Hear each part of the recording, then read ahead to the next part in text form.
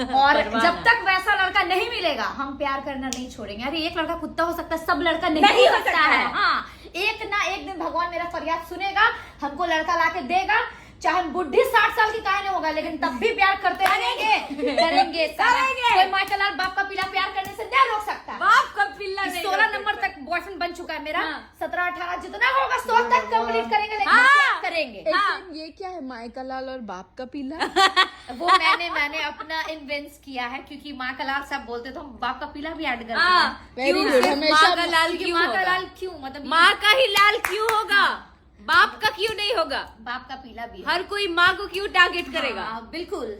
और किसी एक बार धोखा खाने से क्या हम प्यार करना छोड़ दें? हमारा प्यार इतना सस्ता है कि हमारा दिल इतना कमजोर है कि 100 बार धोखा देगा बेटा, 100 बार प्यार करेंगे। और दिखा देगा कि हमारा दिल नहीं, क्या है? समंदर है। समंदर है।